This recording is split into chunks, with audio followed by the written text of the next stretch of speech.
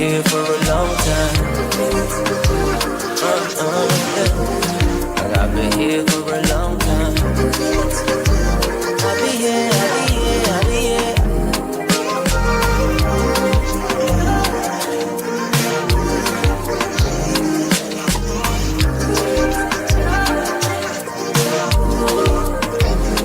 High Power 102.7 FM.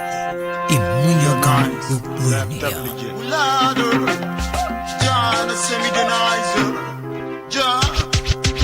This is where voices rise, culture thrives, and the people speak. Your heartbeat station, your connection to truth, rhythm, and community. High Power 102.7 FM, the pride of the people. Hältst kurz die Luft an.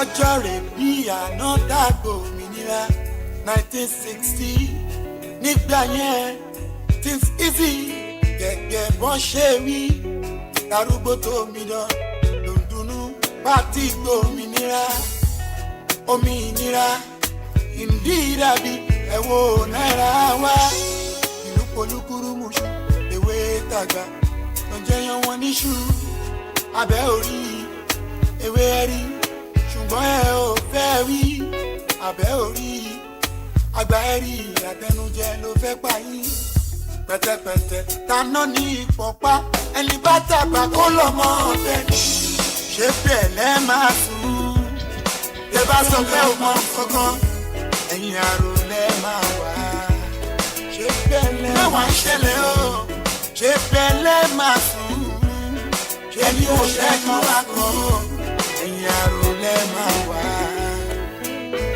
ẹ wá ṣẹlẹ̀ o. Kí ni sùúrù tí ò lérè? Kí ni iṣẹ́ tí kò ṣeré? Wọ́n ṣàlẹ́yọ̀ tí olóko.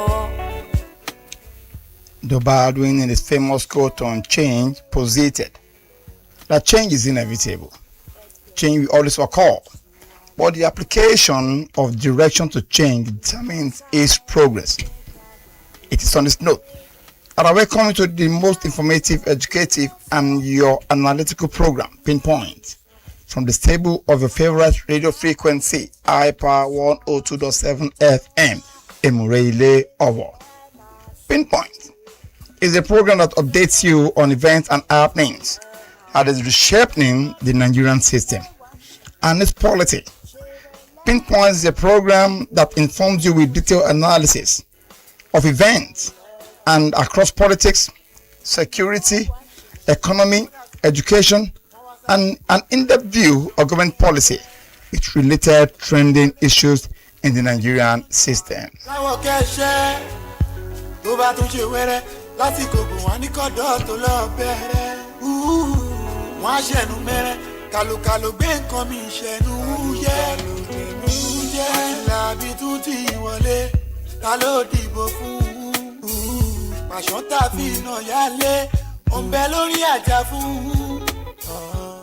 The program Pinpoint has a feedback segment where listeners are expected to call in to hear their views, opinions, and contribution to any topical issues discussed.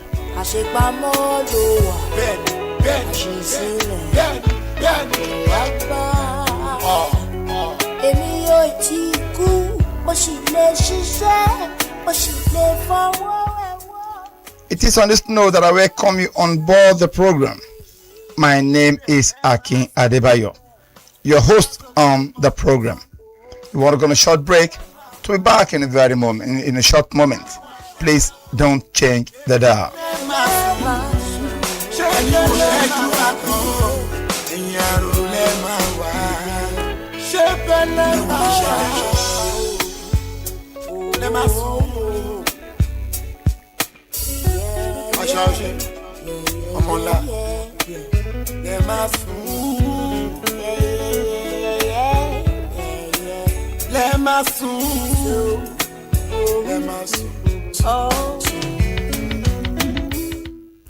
Welcome back.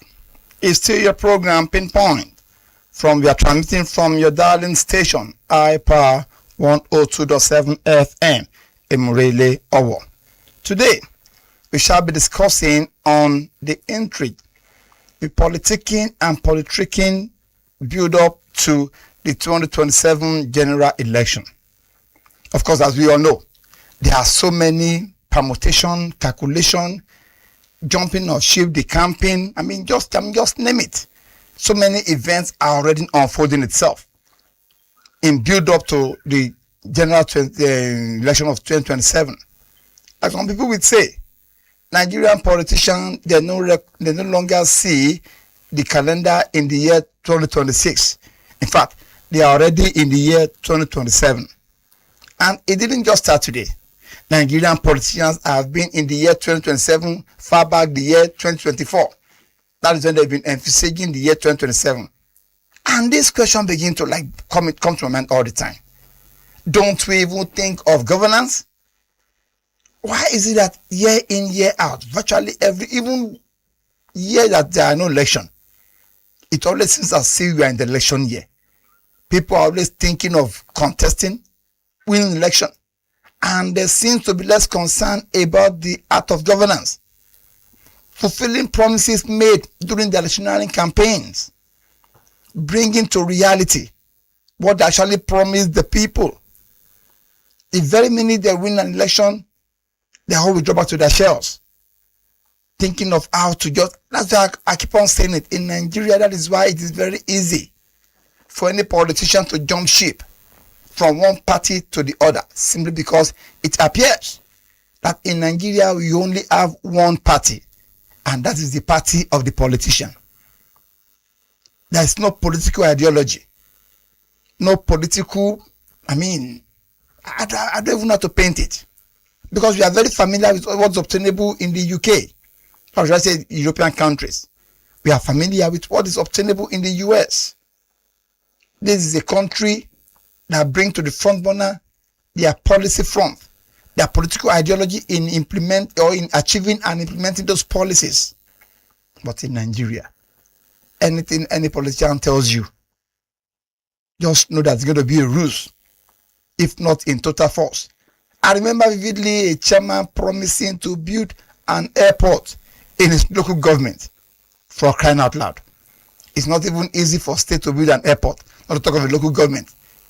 So now what's in the case, a local government that is even yet to enjoy the full implementation of the autonomy, promising to build the airport. You see politicians promising, electorate, relevant project promises or thereabout, things that they know that they cannot achieve. It's unfortunate that even the gullibility of the electorate, it's alarming. And the question again is this: is it their fault? In a country whereby poverty has been so weaponized that the very minute it could be so bad to the extent that during electioneering period, you will see electorate selling their vote, which is their right, which is their power, to as a meager sum as 5,000, 3,000 naira. But the question is this: is it their fault? Even if we don't want to blame them, which of course at the end of the day we end up blaming them, because the 10,000, 5,000, 3,000 as the case may be being given to you, can it sustain you for another 4 years?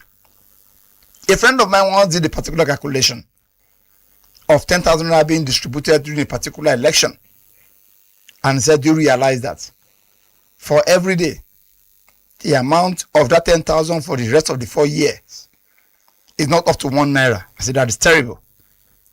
Is that what we are selling our vote for? Is that what we are surrendering our sovereignty to?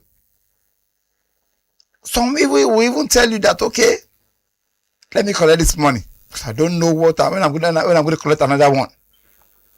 People are now running to revalidate, to register, to do all manners with INEC. The question is it born out of the act of patriotism? We all know it is just because they thought, okay, if I have my voter's card, I can use it to achieve one or two things, particularly when it begins to get to election period. The election, the D-Day itself, that with this card, at least I can get my own 5,000. With this card, I can get my own 10,000. Where lies the patriotism? And like I've always said, is it the fault of the electorate? Of course, they have their own share, their own matter. But what can the righteous do when the foundation is bad? Or when the foundation is faulty, as the Bible says it? There's a limit to what we can do. But in all this, I am saying it unequivocally. There is a lot that we Nigerians can do come 2027. Anyway, that is by the way for the electorate. But today, we shall be going into the permutation of the so-called politicians themselves. Putting into perspective how far they can go in making sure that they achieve their political intention or political ambition, as the case may be. Please don't change it out. I'll be back in a moment. Ẹ̀dẹ̀ sọ pé àṣìwà lọ́mọdé nǹkan sálẹ̀ yẹn ń jẹ́ ká gbàdo tó dé láì sọ̀rọ̀ gidi ló sọ ọ̀rọ̀ tó ní láì ló sọ aláti fi lákàyèsí ká sọ̀rọ̀ síbi tọ̀rọ̀ wá ṣé bẹ́ẹ̀ lẹ́ máa sùn o ṣé bẹ́ẹ̀ lẹ́ máa sùn èèyàn lẹ́ máa wà ṣé bẹ́ẹ̀ lẹ́ máa sùn. Mẹ́wàá ń ṣẹlẹ̀ o, ṣé bẹ́ẹ̀ lẹ́ máa sùn o, ẹ bá wo ṣẹ́jú ọkàn o, ẹ̀yìn àrùlẹ̀ kan o. Mẹ́wàá ń ṣẹlẹ̀ o. Ó dàsìkò bò yẹn, wọ́n wá sádùúgbò, wọ́n aṣọ ọmọ jẹ́ẹ́jẹ́. Ẹ̀jẹ̀ kan wọlé tán, gbogbo ẹ̀jẹ̀ tán jẹ́ láwọ̀ kẹ́ṣẹ́. Tó bá tún ṣe wẹ́rẹ́, lásìkò bò wọ́n ní kọ́dọ̀ tó lọ bẹ̀rẹ̀. Wọ́n á ṣẹ̀nu mẹ́rẹ́. Kàlùkàlù gbé nǹkan mi ṣẹ̀nu wúyẹ́ àtìlábí tún ti wọlé ta ló dìbò fún pàṣán tàbí iná yálé òǹbẹ lórí àjà fún ọ̀dọ́ ẹ̀ lọ tún ra mú ẹ má jọ pàpọ̀ ní funfun fún yín mo wí tèmi. Àṣepé kan kò sí o. Àṣepamọ́ ló wà. Àṣesílẹ̀ wá gbà. Welcome back. It's still your program Pinpoint, transmitting from your radio frequency iPower 102.7 FM, Emurele Owo. Today, like I said the other time, we will be discussing about the politicians themselves. And as we all know, as far as when it comes to political integrity in Nigeria, one name stands out.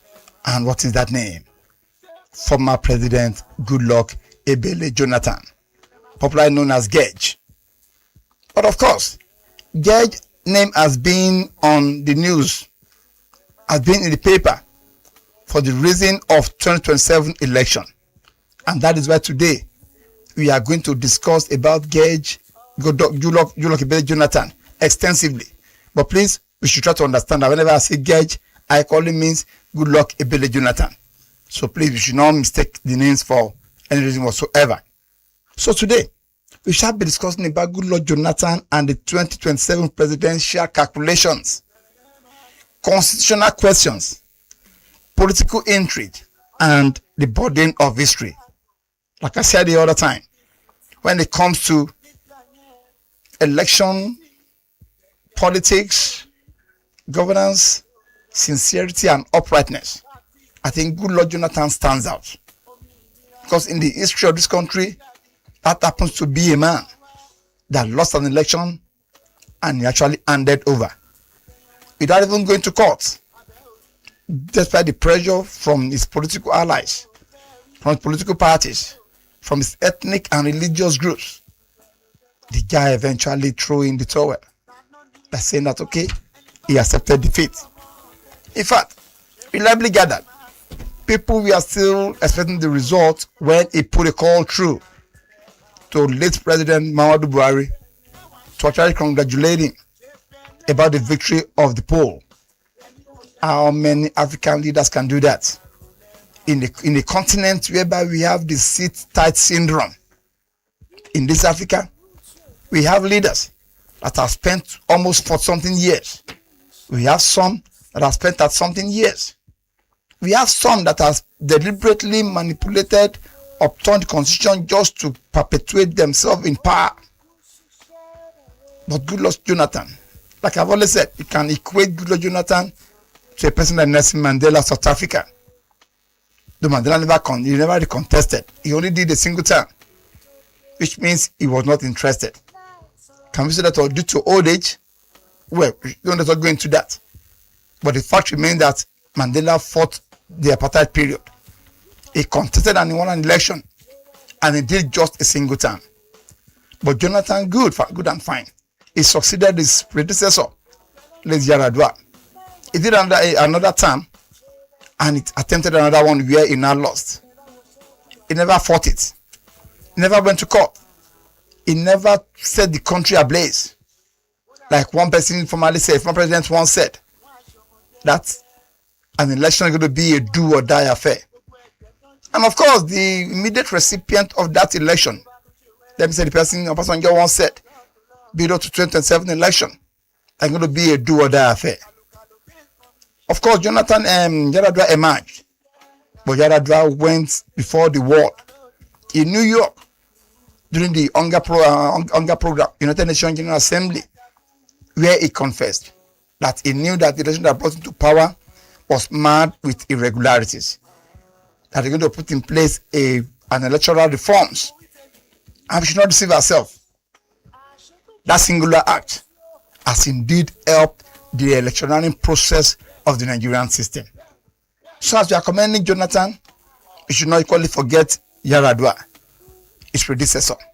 But like I said today, we'll be discussing elaborately about Goodluck Jonathan and the 2027 presidential calculations, constitutional questions, political intrigue, and the burden of history. I deliberately took us down the memory lane of that historical part so I can have a background knowledge of the kind of person Jonathan is. I want to go to a short break. Please don't change the dial.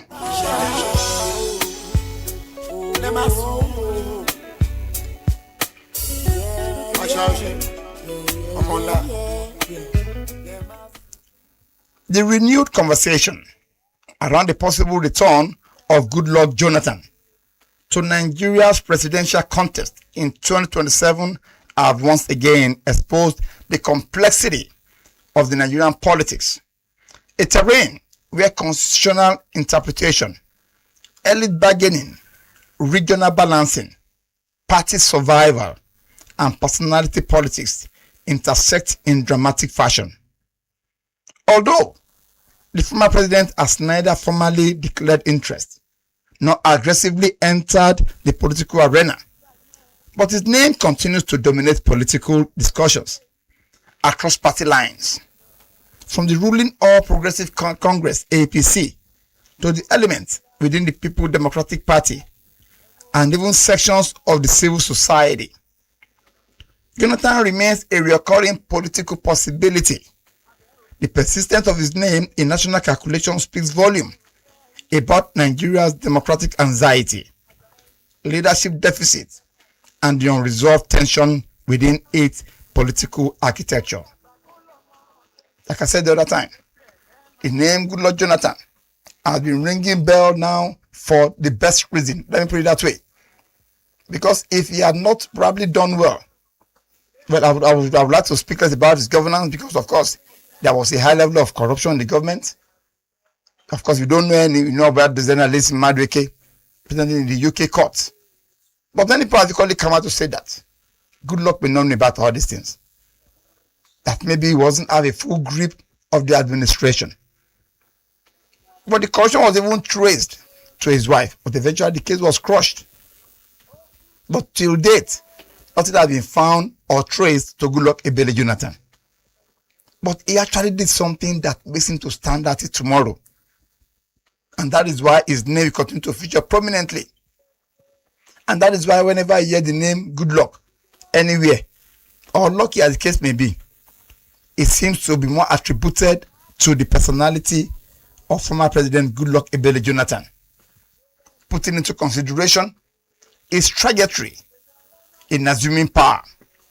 According to what we had, from local government chairman to deputy governor to governor, from governor to vice president, from vice president to acting president, from acting president to the president.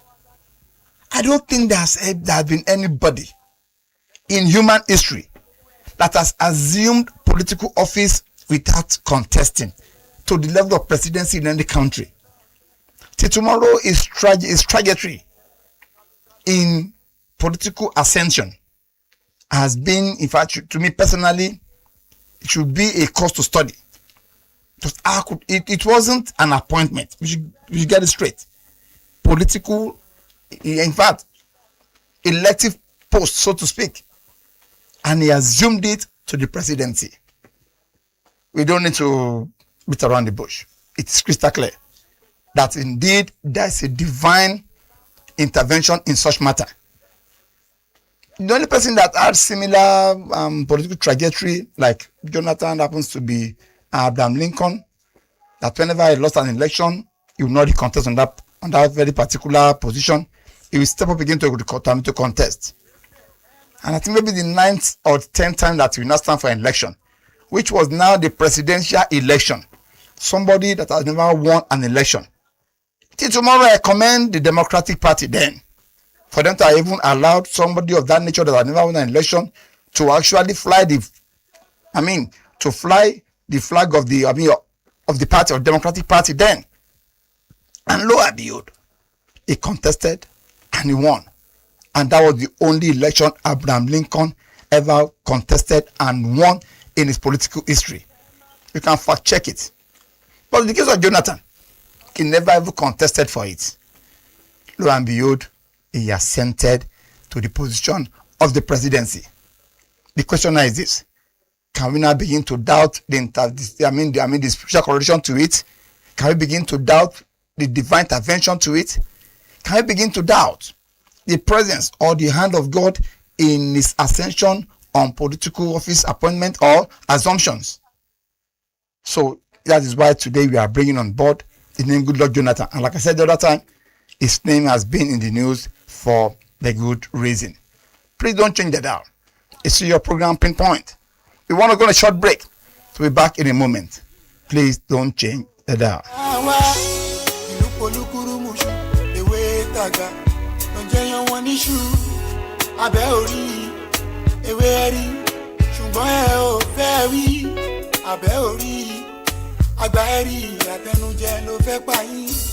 Pẹ̀tẹ̀pẹ̀tẹ̀ taná ní ìpọ̀pá ẹni bá tàgbà kó lọ́mọ ọ̀tẹ̀ ní. Ṣé bẹ́ẹ̀ lẹ́ máa sùn? Tẹ bá sọ pé o mọ kankan, ẹ̀yìn àrò lẹ́ máa wà. Ṣé bẹ́ẹ̀ lẹ́ wá ń ṣẹlẹ̀ o? Ṣé bẹ́ẹ̀ lẹ́ máa sùn? Ṣé bí o ṣe kan wá kan? Ẹ̀yìn àrò lẹ́ máa wà.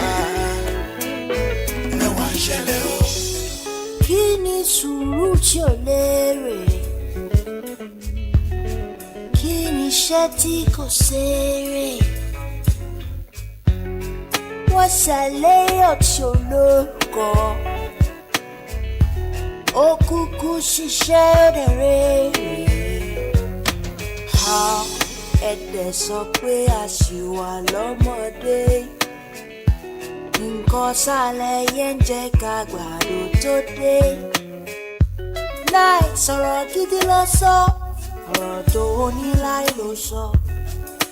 Aláti fi lákàyèsí ká sọ̀rọ̀ síbi tọ̀rọ̀ wá. Ṣé bẹ́ẹ̀ lẹ́ máa sùn? Welcome back. It's your program Pinpoint from the stable of High Power 102.7 FM, transmitting live from Emureile. And like I said the other time, I have painstakingly x-rayed the political trajectory of Goodluck Jonathan. Now that his name is featuring prominently again, build up to 2027 election, I said we are going to put into consideration what led to what, and probably its possibility to stand for another election. Based on this, I want us to go into the constitutional debate. At the center of the controversy lies the constitutional question: can Goodluck Jonathan legally contest the 2027 presidential election. This debate stems from the section 137 subsection 3 of the Nigerian Constitution, altered through the 4th Alteration Act, which provides that a person who has taken the oath of office as president and completed the term of another person shall not be elected to that office for more than a single additional term. In Jonathan's case, which is very unique in Nigerian democratic history, following the death of Umar Musa Yar'Adua in 2010, Jonathan constitutionally succeeded him and completed the remaining part of Yar'Adua's tenure before later winning the 2011 presidential election for a full term.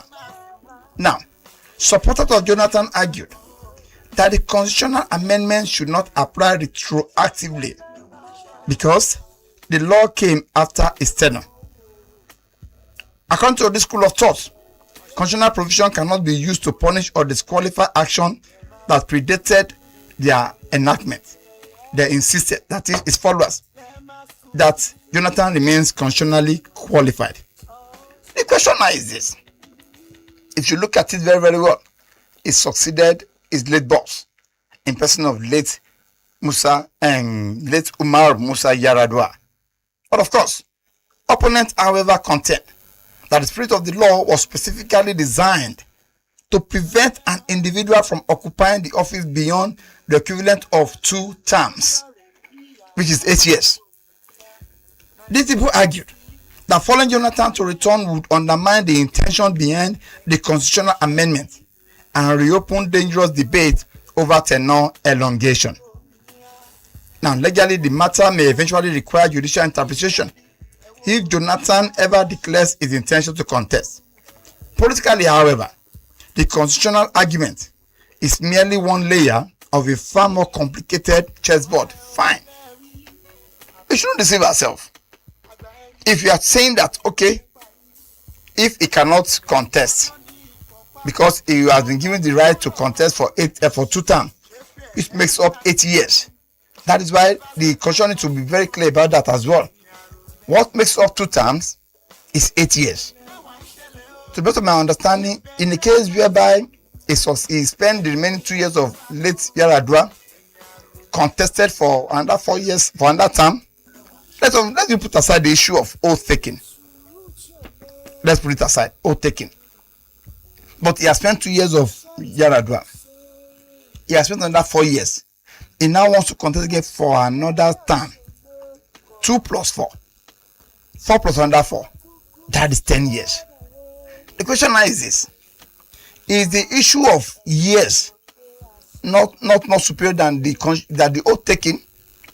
Because the constitution says that you can contest twice, and that twice stands for 8 years, which simply means you can spend below 8 years, but you can't spend above 8 years. Well, like I said, the case will be sub prejudice because it's still before the court. So let's just end it there. But like I said, we are just discussing it. We just have to bring it up today on this program Pinpoint for us just to have a view of what is going on. Most importantly, for academic purposes, for us just to know 1 or 2 things, for us to be informed, for us to be politically conscious, and most importantly, it is not left on the board or on the table of Goodluck Ebele Jonathan himself to take the decision. Like I said, the ball ends on his table. On the going short break, please don't change the dial.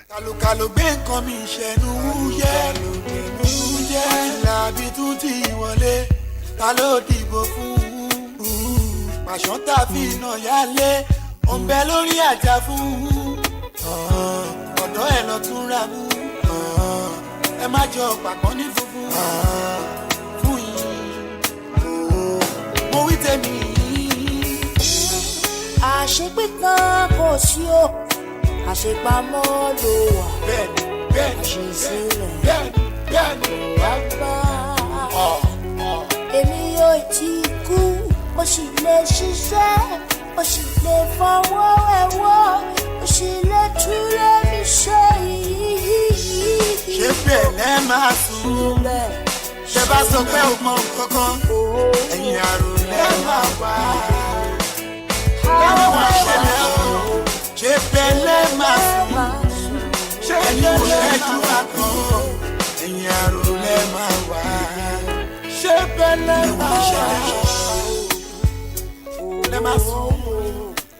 Now, let us go into the politics behind these calculations.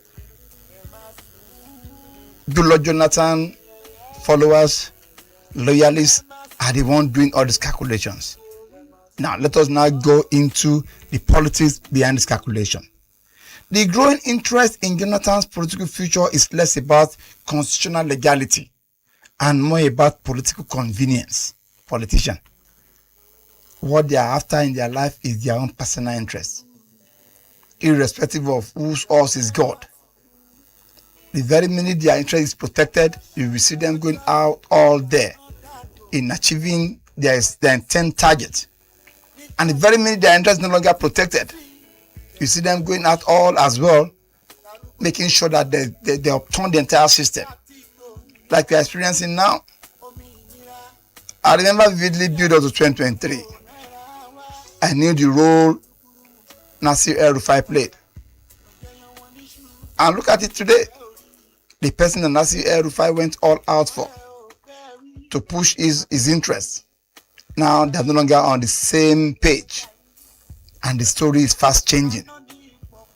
Arageshola as well, a direct ally.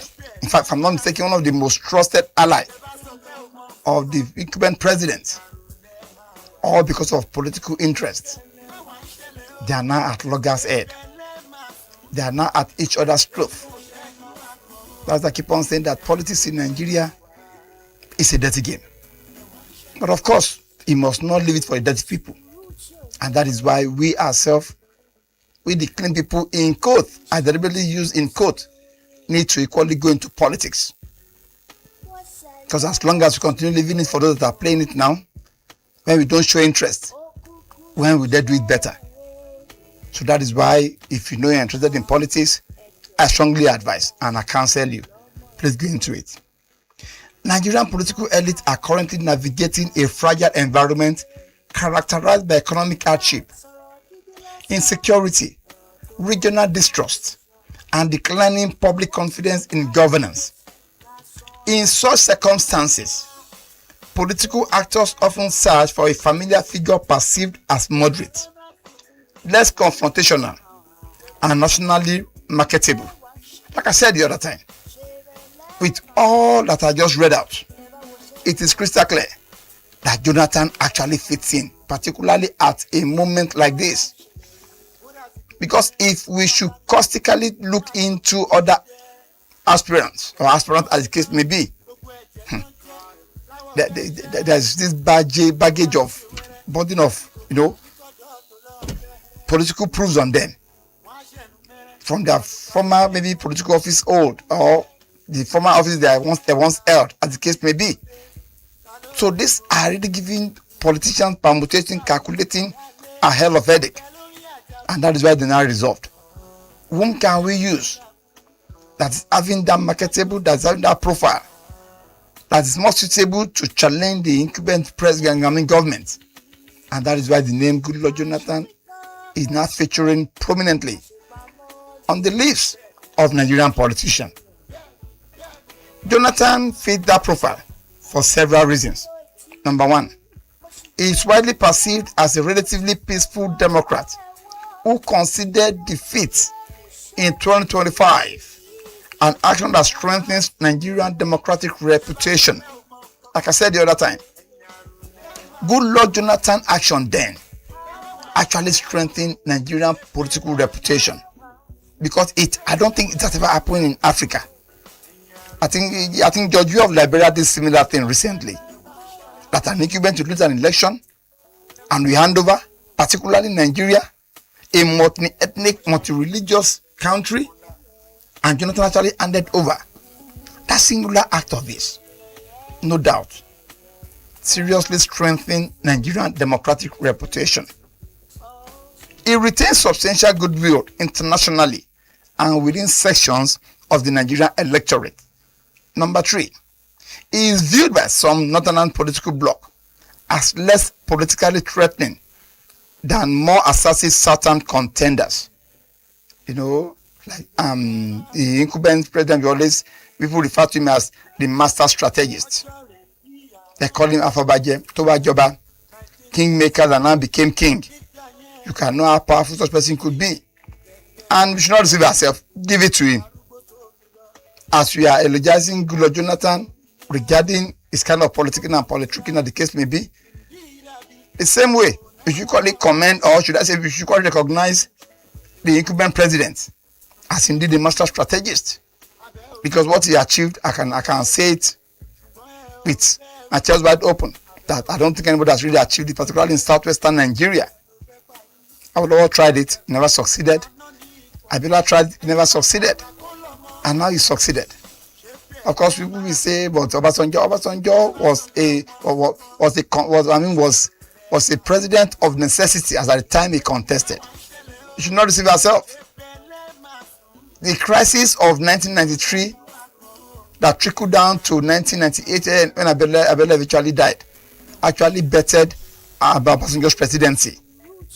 Because if I'm not mistaken, then it was as if the presidency was zoned to southwestern Nigeria, because it was a contest between two southwesterners in person of Chief Olufalaye and Chief Olusegun Obasanjo. So we can say that Obasanjo was the immediate beneficiary of 1993-1998 Abiola election and eventual death.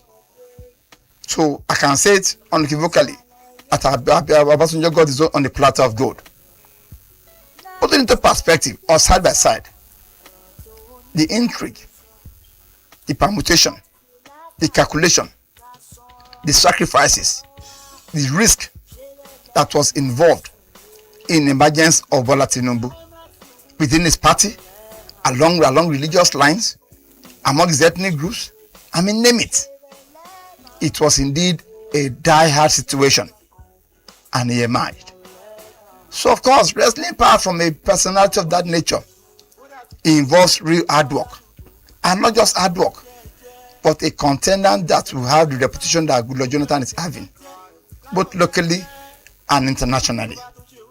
Number 5, his minority ethnic group background from Niger Delta makes him attractive to those seeking a compromise candidate in Nigeria's delicate federal arrangement. These factors explain why his name repeatedly surfaced whenever the political establishment seeks a consensus stabilizer. No doubt, as the way things are going in Nigeria, other Nigeria are thinking of, okay, if they cannot emerge now as the president of this country, then anybody that's come from the south should not do more than a term. And who are those that cannot do more than a term? Now, constitutionally, there are just two. That is the President of Bola Tinubu and former President Goodluck Jonathan. Recently, Peter Obi of the Southeastern region and of the NDC party actually promised that he's going to do just a term. And of course, NDC has zoned their presidency to the south, to the southern Nigeria. And from the way it is, Peter Obi seems to be more favored. And just for a term. But you see, like people will say, talk is cheap. Talk is cheap. If for instance, Peter Obi has done a term before, well, it can still be comfortable with the Northerners. But the question is this: can Northerners stand for another 8 years? Because it's one thing for you to make a promise. It's another thing for you to renege on your promise when you assume office. And that is where the doubt about the issue of Peter Obi comes in. But Bola Tinubu, either he likes it or not, no matter how strategic you think it might be, he cannot spend more than a term again if eventually win the election.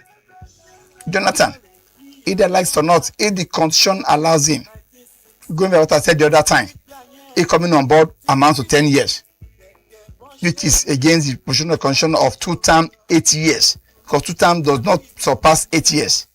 It's strictly 8 years. So these are questions begging for answer. Yet, the Jonathan option also revealed the deep crisis of political succession in Nigeria. A democracy that continually recycles former leaders may inadvertently expose its ability to nurture fresh leadership and institutional strength.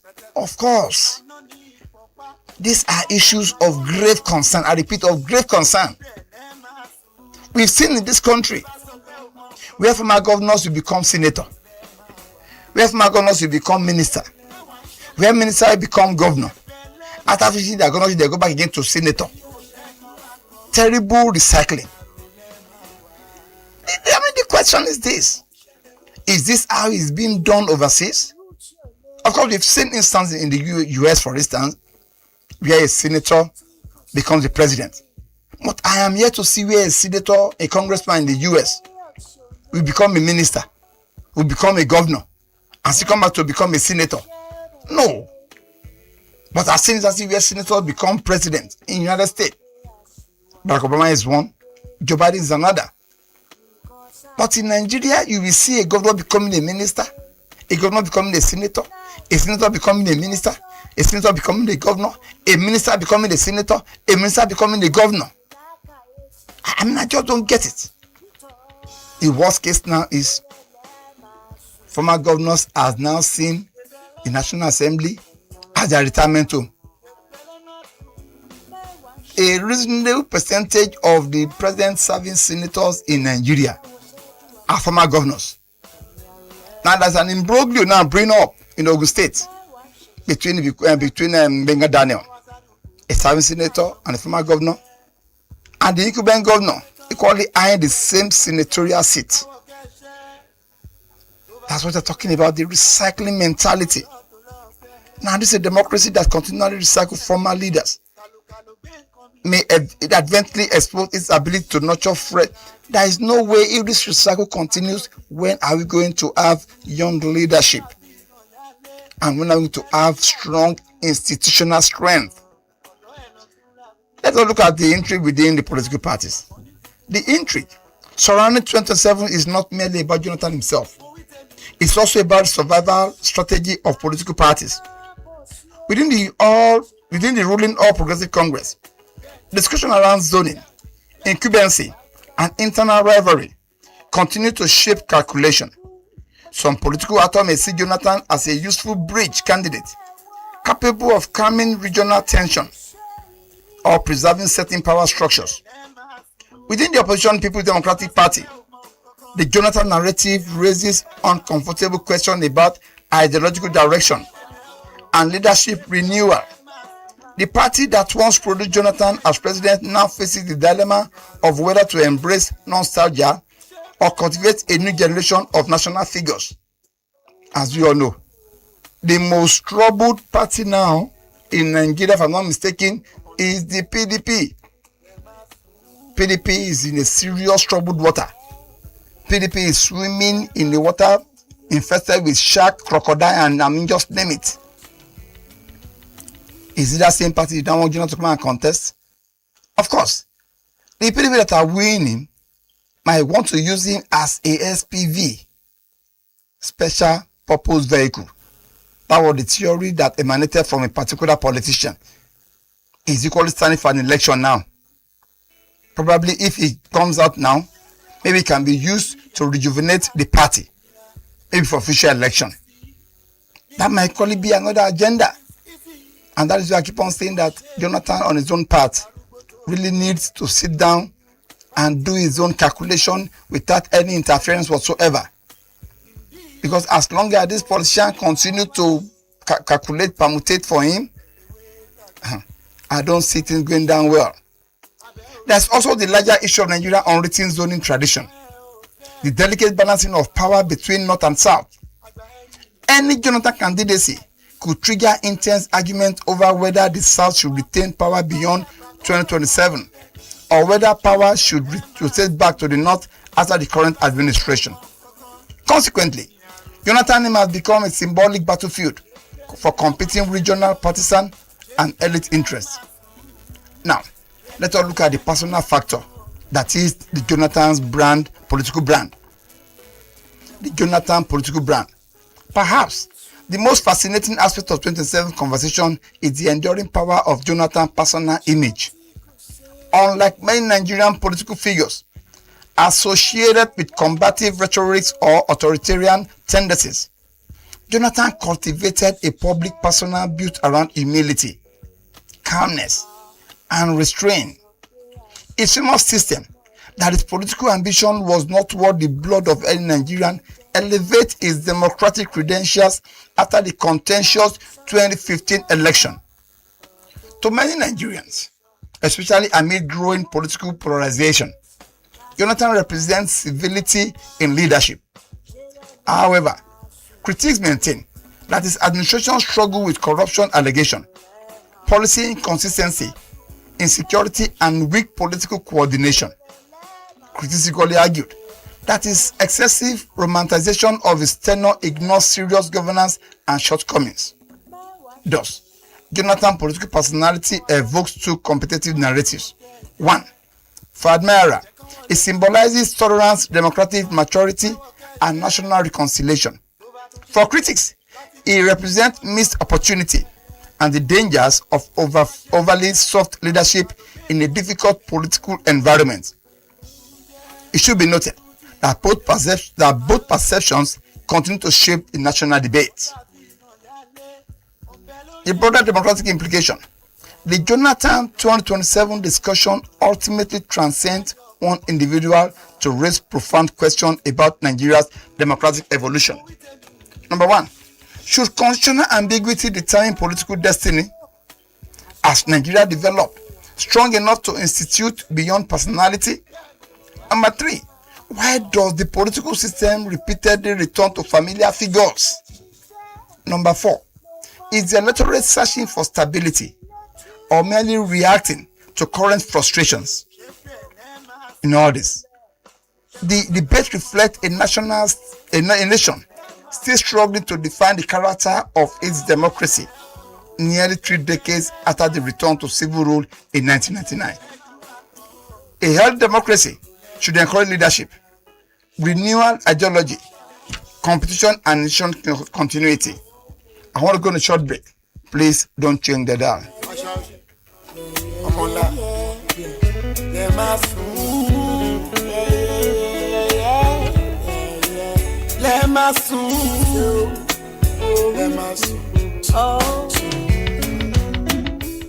Welcome back.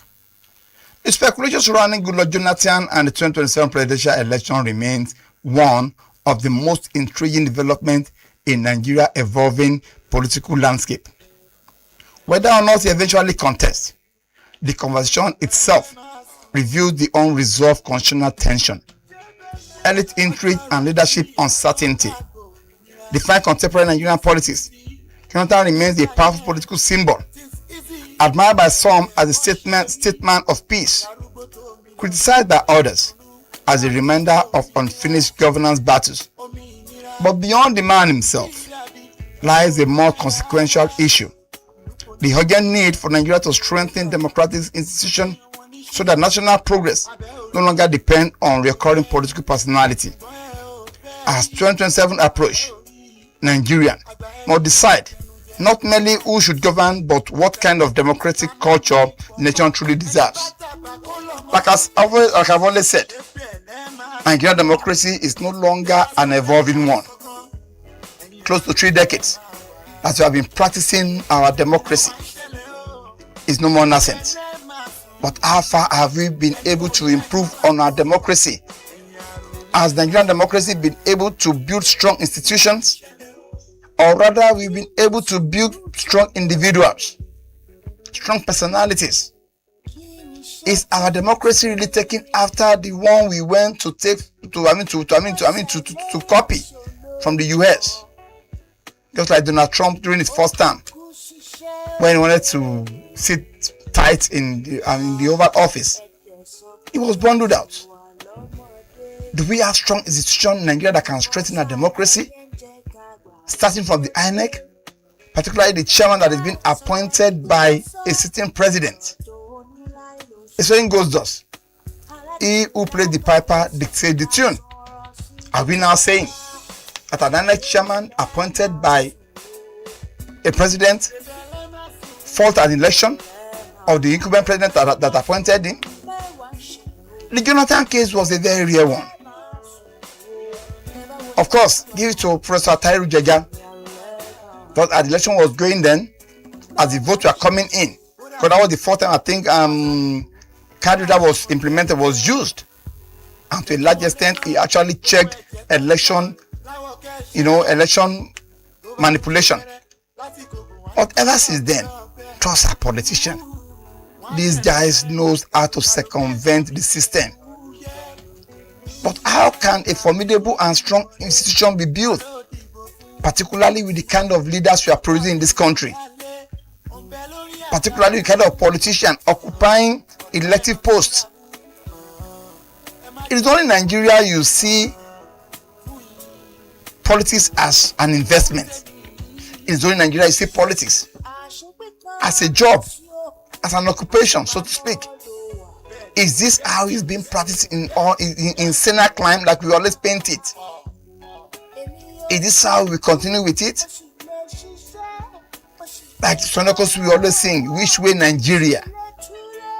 Is it not time for us to sit down and begin to think of how to build stronger institutions than building strong personalities that can upturn, that can manipulate, that can do things the way it suits them?